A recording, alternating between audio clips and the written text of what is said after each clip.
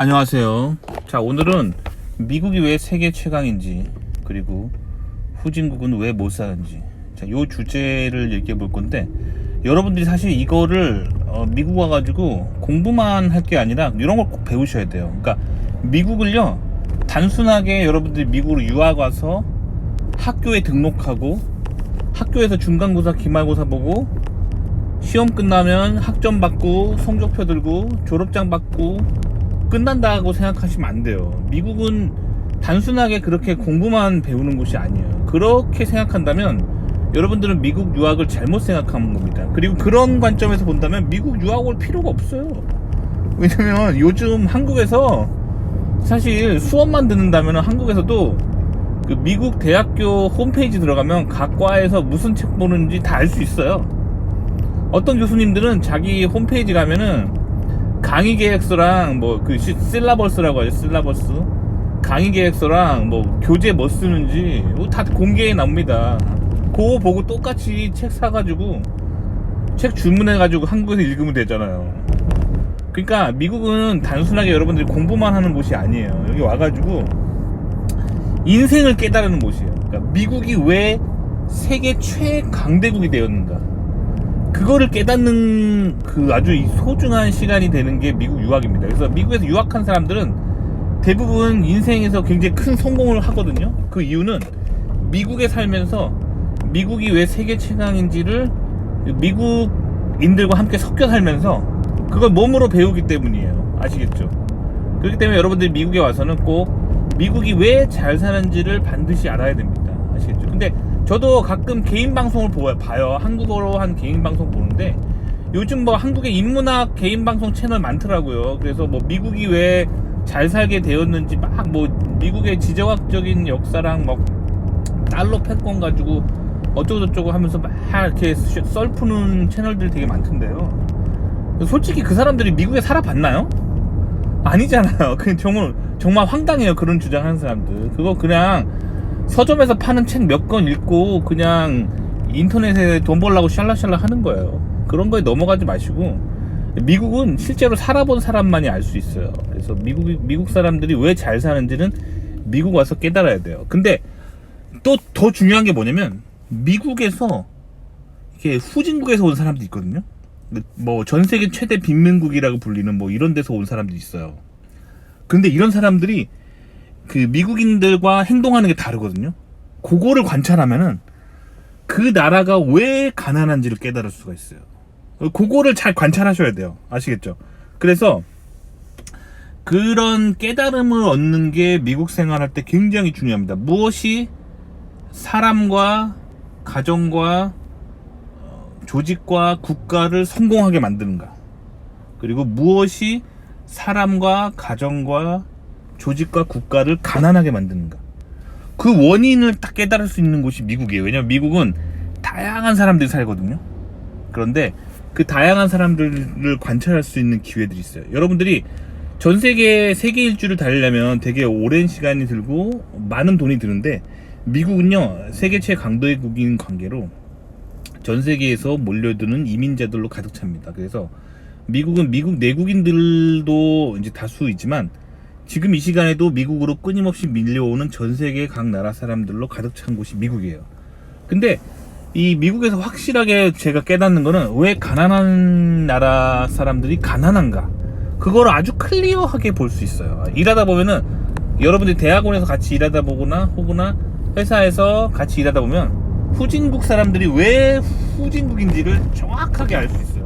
그럼 그 깨달음은 사실 책에서 안 가르쳐 주거든요. 그렇기 때문에 이런 실질적인 지식을 몸으로 배웠을 때 님이 그 삶을 사회에 적용하면은 님이 그거 가지고 굉장히 성공할 수 있는 거예요. 아시겠죠? 자, 그래서 일단 미국 사람들이 왜 잘 사는지에 대해서 얘기해 볼게요. 미국 사람들이 잘 사는 이유는 아주 간단하고 핵심적인 이유인데 뭐냐면 인간의 근원적인 본성적인 속성을 너무 잘 알고 있어요. 그래서 그거를 사회에 아주 잘 적용해 놨습니다. 예를 들어 볼게요. 여러분들이 미국 내국인 직장 상사나 미국 내국인 지도교수를 만나잖아요. 그러면 사람을 감시를 안 해요. 그러니까 저는 처음에 제가 미국에서 석사 과정을 들어갔는데, 그분은 미국 내국인 교수님이 아니셨어요. 그분도 미국에 유학 와가지고 미국에 그 외국인으로서 살다가 취업을 해가지고 교수가 된 사람이었거든요. 근데 그 사람 같은 경우는 마이크로 매니지먼트가 굉장히 심했어요. 마이크로 매니지먼트란 건 뭐냐면, 사람을 이렇게 일거수일투족 감시하면서 계속 이래라 저래라 하는 거 있잖아요. 사람은 그러면은 되게 짜증나고 의욕을 잃어요. 그래서 제가 석사과정 때 그 랩에 있으면서 느꼈던 게, 미국 내국인들이 안 들어오는 거예요. 그러니까 그 학교 자교 학생들이 졸업하고 아무도 안 오는 거예요. 그러면 안 되겠죠. 뭔가 미국 내국인 교수보다 뭔가 경쟁력이 떨어지니까 그런 거죠. 뭘까 보면은 문화가 후진 거예요. 아시겠죠? 그래서 실제로 국제 뉴스를 보면은 그 나라에서 이렇게 분쟁이 되게 많이 일어나요. 분쟁이 일어나는 원인은 아주 간단해요. 그 교수처럼 행동했기 때문이에요. 뭐 대통령이든 뭐 정치인들이 사람들을 마이크로 매니지 했기 때문에 사람들이 되게 짜증나는 거예요. 아시겠죠? 그래서 저는 이제 박사 때는 이제는 정말 나도 미국이 왜 세계 최고 선진국인지를 좀 배워야겠다라는 마음이 들더라고요. 그래서 이 박사 때 지도 교수는 제가 그때 결심한 게, 꼭 미국 내국인 교수, 미국에서 자자손손 나고 자란 그 미국 문화를 나에게 알려줄 수 있는 사람한테 지도를 받자. 이게 제 마인드였어요. 근데 그거 아주 좋은 선택이었습니다. 그 미국 내국인 교수들 같은 경우는 그 터치를 거의 안 합니다.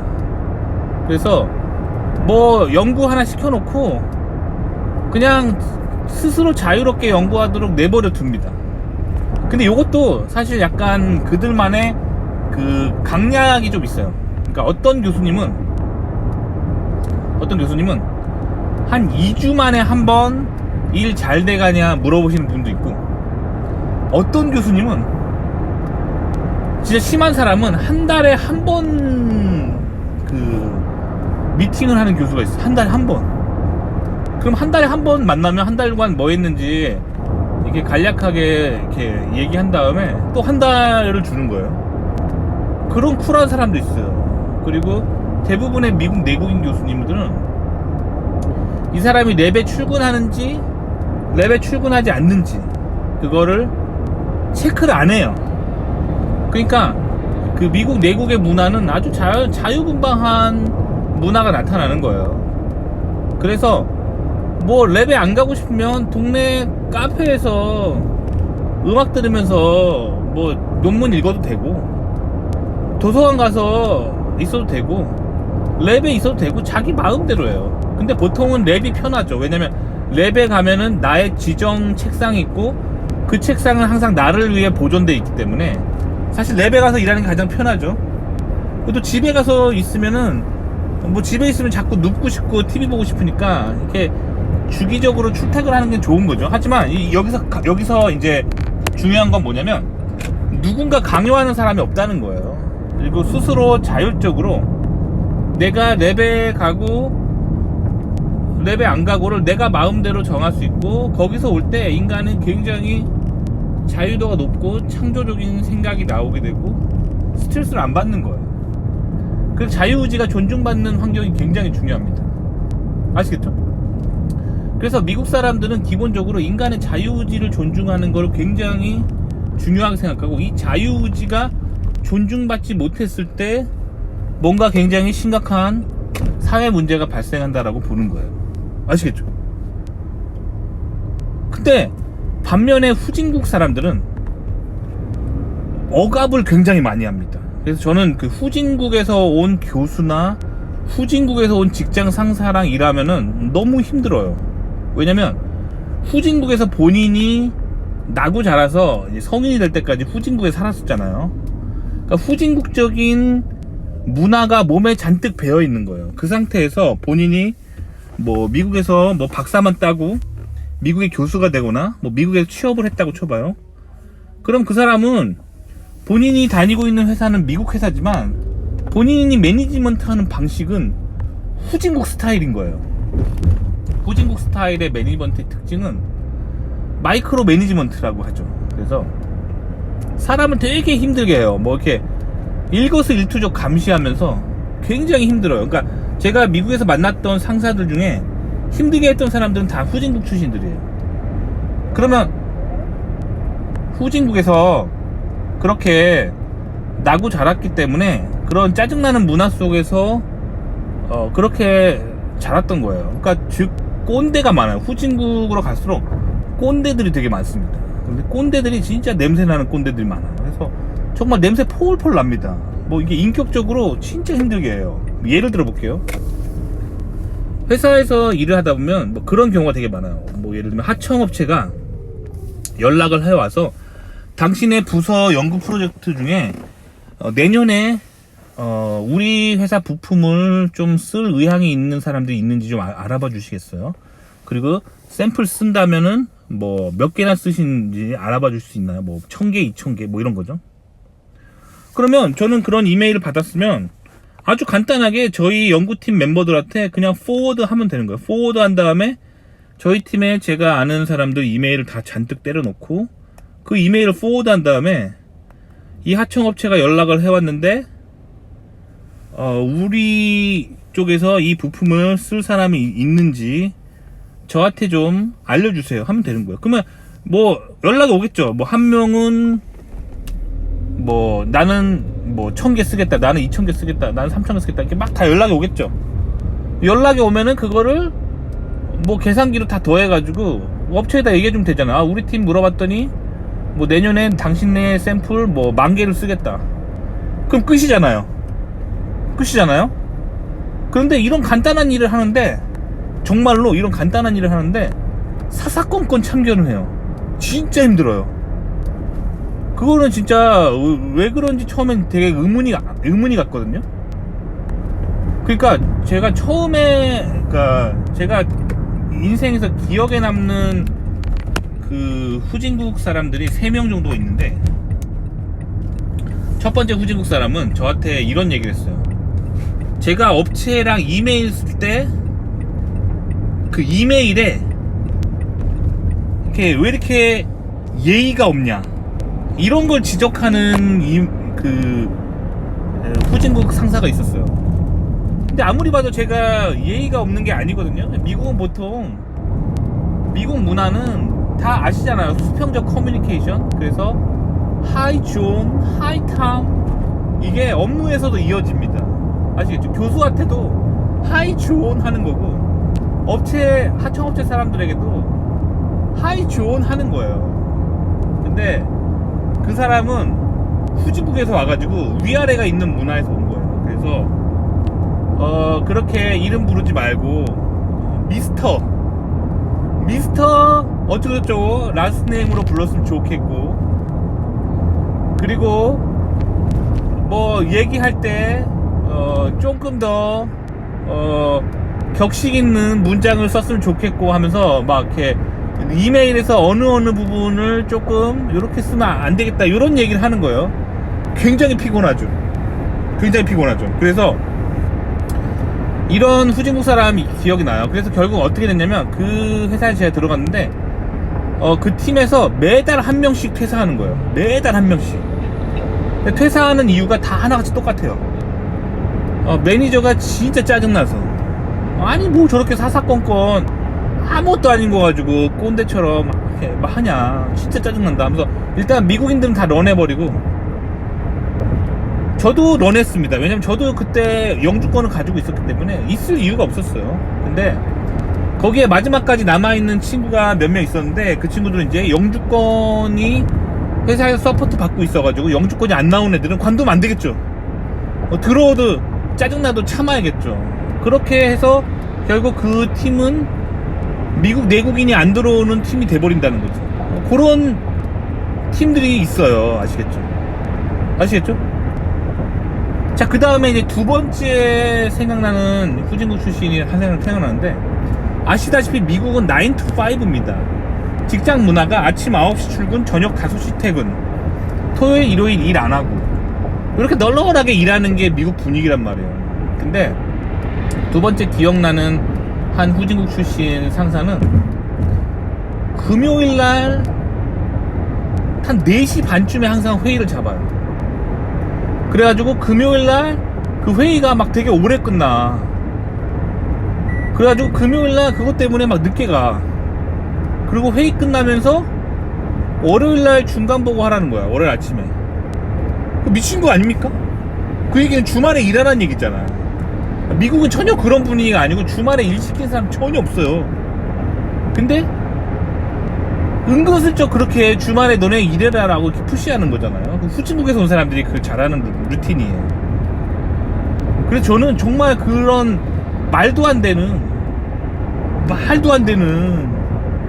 그런 회의를 잡고 말도 안 되는 그런 식으로 전략을 짜는 후진국 매니저를 감당할 수가 없어요. 그러니까 금요일날 오후 4시 반이나 5시쯤에 회의를 잡고 그 회의를 끝난 다음에 월요일날 보고하라고 한 다음에 월요일날 아침 8시에 회의를 잡아놔.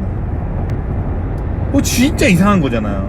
그거는 뭐 빼도 박도 못하게 주말에 일하라는 건데, 그거는 미국은 그런 게 있을 수가 없어요. 미국은 왜냐면 주말에 일을 안 하는 나라이기 때문에, 밤에도 야근을 안 하는 나라이기 때문에 그런 건 있을 수가 없단 말이에요. 근데 그렇게 후진국에서 온 사람들은 분위기 파악을 못 한다는 거예요. 자, 세 번째 후진국 상사 유형 얘기해 줄게요.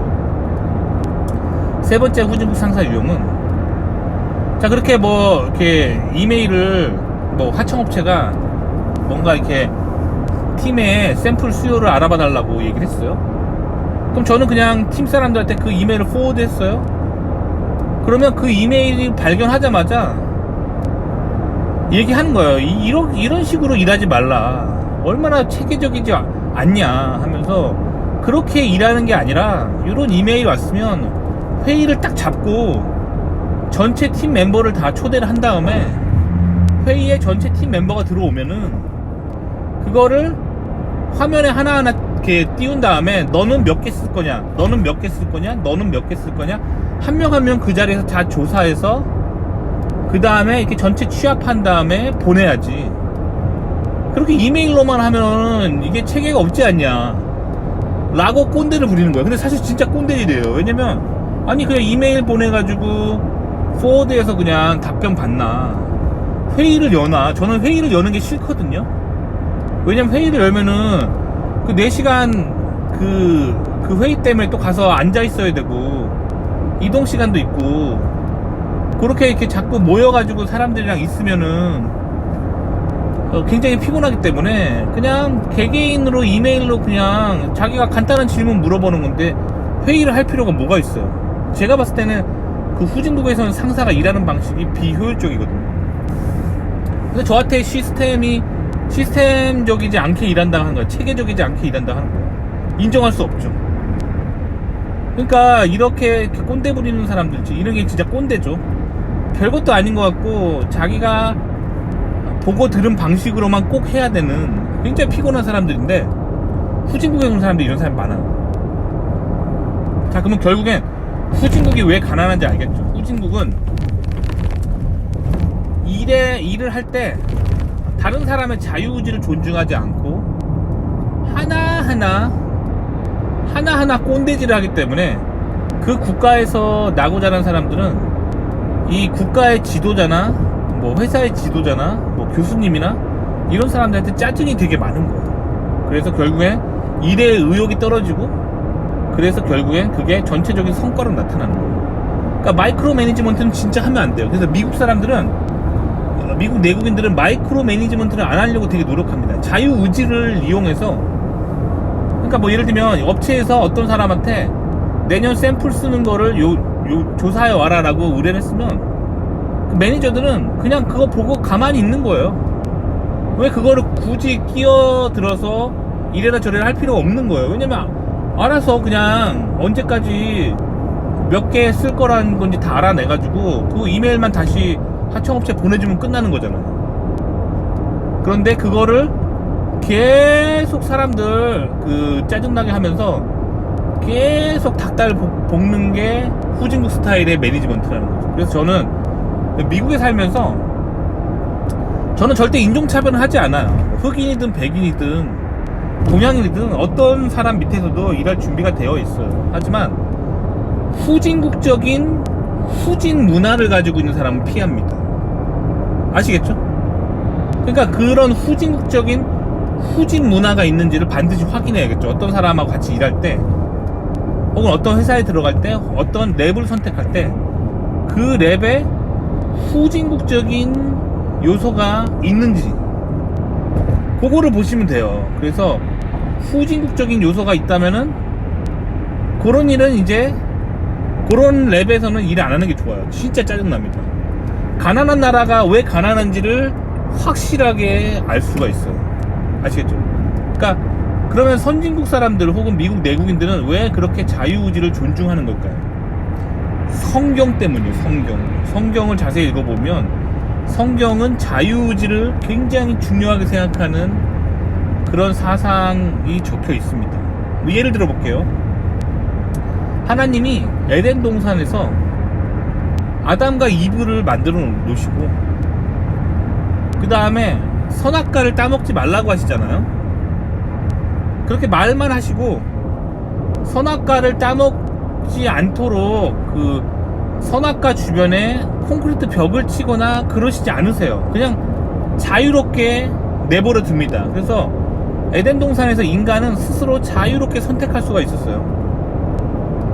선악과를 내가 따먹느냐 아니면 안 따먹느냐, 그 자유의지가 있단 말이에요. 그 굉장히 중요한 겁니다. 그래서 하나님이 인간을 만드시고 인간을 로봇처럼 자신이 주입한 코딩대로 복종하는 존재로 만드신 게 아니라는 거예요. 인간은 자유의지를 가지고 있습니다. 그래서 그거 하나님이 주신 선물이에요. 하나님의 큰 사랑의 표현입니다. 그래서 인간은 스스로 선택할 수 있어요. 하나님을 따르는 선택을 할 수도 있고 하나님을 따르지 않는 선택을 할 수도 있습니다. 아시겠죠? 하나님은 그렇게 자유의지를 존중하시는 거예요. 그리고 그거를 강요하지 않으십니다. 그래서 기독교를 온전히 이해한 사람들은 종교를 강요하지 않아요. 자유의지를 가지고 스스로 선택하게 만드는 것이 성경이 말하는 자유의지의 개념입니다. 아시겠죠? 그래서 기독교가 제대로 보급된 국가들은 자유의지를 매우 존중하는 컬처가 나타납니다. 그래서 마이크로 매니지먼트를 안 하는 거예요. 반면에 마이크로 매니지먼트를 한다는 이유는 사실 그거 하는 이유가 뭐냐면 결국에는 자신이 신적인 존재가 돼서 자기 부하 직원들의 모든 일거수일투족을 감시하는 빅브라더가 되고 싶다는, 본인이 신이 되고 싶다는 사상이거든요. 그러니까 이런 거는 반기독교적인 생각에서 나오는 겁니다. 결국에 종교 때문에 그러는 거예요. 그래서 전 세계를 보면은 기독교가 잘 보급된 국가들은 굉장히 잘 살아요. 한번 보십시오. 전 세계 지도를 보고 전 세계 주요 종교가 흩어져 있는 지역들을 봐보시면 성경적 가치관이 매우 잘 구현되어 있는 국가들은 잘 살아요. 반면에 종교가 없거나 종교를 탄압하거나 종교의 자유가 없거나 우상을 섬기는 그런 종교들은 보면은, 그런 국가들은 대부분 못 삽니다. 아시겠죠? 그러니까 기독교의 보급과 그 선진국과 상관관계가 있어요. 미국에서 여러분들이 깨달아야 되는 것들이 이런 거라는 거예요. 저는 이런 걸 진짜 깨달았습니다. 그래서 어렸을 때는 저도 기독교인 가정에서 태어나서 교회를 왜 꼭 가야 되는지 이유를 못 찾았어요. 왜냐면 그냥 엄마가 기독교 가정에 태어났기 때문에 엄마가 교회 갔다 오면 뭐 잘했다 하고 떡볶이 사주고 돈가스 사주고 그러니까 갔었지만, 나이 들면은 뭐 20살 넘어가면 엄마가 떡볶이 사준다고 엄마가 뭐 돈가스 사준다고 교회 가고 싶은 원동력이 안 생기잖아. 그러니까 사실 저희 어머니가 저를 기독교 가정에서 저를 키우면서 왜 교회를 다녀야 되는지, 왜 예수님을 믿어야 되는지에 대한 동기부여를 잘 못 해주셨던 것 같아요. 그렇습니다. 그리고 그렇기 때문에 제가 사실 20살이 넘어서 무신론자가 된 적이 있어요. 그리고 25살 때는 반기독교인이 된 적이 있습니다. 안티 기독교인. 아시겠죠?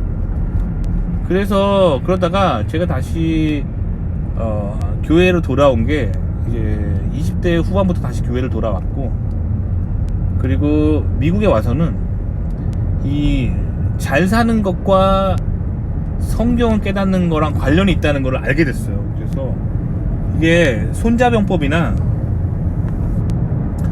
뭐 삼국지보다 더 아주 훌륭한 그 세상에서 성공할 수 있는 방법을 담고 있는 책이 성경책이거든요. 왜냐면 온갖 인간 군상의 모습들과 인간이 왜 망하는지, 인간이 왜 성공하는지, 그거에 대해서 아주 잘 정리해 두어 있는 책이 성경책입니다. 아시겠죠? 그러니까 여러분 성경 열심히 읽으셔야 돼요. 짧고 굵게 말씀드리면, 성경을 읽은 사람이 왜 성공을 하냐면, 성경에서 하나님 뭐 하지 말라라고 하는 것도 있잖아요. 그거를 하나님이 왜 인간을 괴롭히려고 저렇게 인간을 귀찮게 하냐, 이렇게 받아들이면 안 돼요. 성경에서 하나님이 뭐는 죄다, 뭐는 하지 말라 라고 돼 있는 것도 있거든요. 그 왜 그러냐면, 그거를 하면은 인생이 망해요. 그거를 하면은 인생이 죽음으로 가고, 인생이 망하고, 인생이 가난해져요. 인생이 비참해져요. 그래서 이걸 깨달으면은 결국 성경에서 하나님이 뭐 하지 말라라고 돼 있는 거는 하나님이 뭔가 인간에게 막 강요하고 막 그러려는 게 아니라, 하나님이 인간을 진짜 사랑하시는구나. 그리고 하나님이 인간을 진짜 깊이 이해하고 계시는구나. 하나님이 봤을 때 인간이 어떤 행동을 했을 때 망하고 가난해지고 죽음으로 간다면 하나님이 그거 안 하는 게 좋겠다라고 클리어하게 성경에 적어 놓으십니다. 아시겠죠? 그러니까 여러분들이 성경을 읽고 이렇게 성경적인 가치관으로 세상을 보면은 인생 성공하는 거예요. 아시겠죠? 미국 사람들이 세계 최강대국을 이뤘던 근본 비결은 성경입니다. 미국인들이 그 영국에서 그 메이플라워를 타고 미국으로 이민을 오고, 그 이후에 또 여러 개 배들이 이제 와가지고 배에서 내려가지고 그 미국을 일궜잖아요. 이 초기 정착민들이 사실은 그 굉장히 가난한 사람들이었어요. 유럽에서 밑바닥 인생들이었어요. 유럽에서 귀족들이라고 하는 사람들은 미국에 안 왔겠죠. 왜? 본인이 유럽에서 자기들의 그런 명문 가문과 그 재산이 있기 때문에 굳이 아메리카 대륙으로 넘어오지 않았어요. 그러면 아메리카 대륙으로 넘어온 사람들은 대부분 누군가? 아주 가난한 소장농들이었어요. 자기 땅이 없어서 그 귀족 밑에서 남의 그 소장농사 짓고 1년 내내 농사 지어서 뭐 농산물을 하면은 그 중에 몇 퍼센트를 땅 주인한테 갖다 바쳐야 되고, 그렇게 해가지고 가난하게 살았던, 땅도 없이 살았던 그런 소장농들이 미국으로 건너간 거예요. 미국으로 건너가면 땅을 줬었거든요. 미국 정부가 미국으로 이민 오면 땅을 줬었어요. 그래서 미국 사람들이 그렇게 땅을 가지고 살았었습니다. 그거를 이제 그렇게 해서 미국 사람들이 땅을 가지고, 자기 땅을 가지고 그렇게 이제 처음으로 자기 땅을 얻었던 가난한 하층민들이 미국의 초기 정착민들이었습니다. 아시겠죠? 근데 이 사람들이 어떻게 그렇게 세계 최강대국을 만들었을까? 정말 미스테리한데 성경을 읽으면 알게 돼요. 그 사람들이 철저하게 성경을 읽으면서 무엇이 사람을 망하게 하는지, 무엇이 사람을 죽음으로 내모는지, 무엇이 사람을 가난하게 만드는지, 무엇이 사람을 불행하게 만드는지를 성경을 보면서 철저하게 깨달은 거예요. 그러면서 우리는 성경에 보면 실패한 케이스와 성공한 케이스가 잘 나와 있거든요. 우리는 성경을 계속 되새김질하면서 성경에서 말하는 훌륭한 인생, 행복한 인생이 되기 위해 정말 그렇게 실천하고, 그렇게 국가를 만들고, 그렇게 가정을 만들고, 그렇게 사회를 만들자, 이런 다짐을 했던 사람들이 미국의 초기 정착민들인 청교도인들입니다. 아시겠죠? 그거를 깨달으시면 돼요. 그래서 정말 저는 미국에 살면서 항상 후진국에 온 사람들 보면서 아, 후진국이 왜 가난한가? 후진국이 왜 가난하냐면 성공하는 법을 몰라서 그래요. 아시겠죠? 그래서 미국에 와서는 후진국 사람들의 후진 행동들, 후진 문화를 안 배우고, 아, 저렇게 하면은 망하는구나 하고 반면 교사를 삼으시면 좋을 것 같아요. 그리고 미국인들이 성공하는 걸 보고, 아, 저렇게 하니까 성공하구나, 이거를 잘 배우시면 될 것 같아요. 도움이 되셨기 바랍니다.